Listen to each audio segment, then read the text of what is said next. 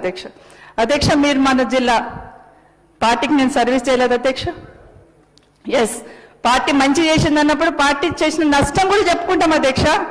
నా మీద 5 సిబిఐ కేసులు రాజశేఖర రెడ్డి కుటుంబాన్ని కొట్టడానికి నా మీద పెట్టలే అధ్యక్ష. నేను ఒక్క మాట మాట్లాడానా? నాకు టికెట్ ఇవ్వకపోయినా నేను మాట్లాడానా? ఎందుకు అధ్యక్ష? తను కాంగ్రెస్ పట్ల పుట్టి పెరిగినట్టు తనే మీద వేసుకొని మాట్లాడేసింది. నాకు అర్థం కాలేదు. అసలు సంబంధం లేని ఇష్యూ తనకు నాకు ఏం మాత్రం సంబంధం లేదు.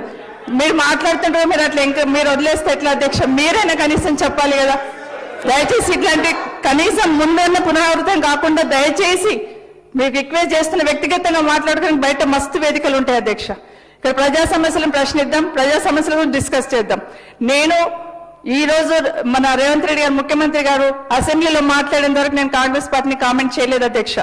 ఎప్పుడైతే మాట్లాడారో అప్పుడు మాత్రమే కామెంట్ చేసిన. నా మీద కేసులు పెట్టింది మాట్లాడలేదు, నాకు టికెట్ ఇవ్వండి మాట్లాడలేదు, అసలు కామెంట్ చేయలేదు. కానీ ఈ రోజు మళ్ళీ కాంగ్రెస్ పార్టీ ఏంటంటే ఎస్ చేసింది, మంత్రి పదవి ఇచ్చింది, 5 సిబిఐ కేసులు కూడా పెట్టింది, అది కూడా మాట్లాడదంటే ఎట్లా అధ్యక్ష? దయచేసి గుర్తుపెట్టు.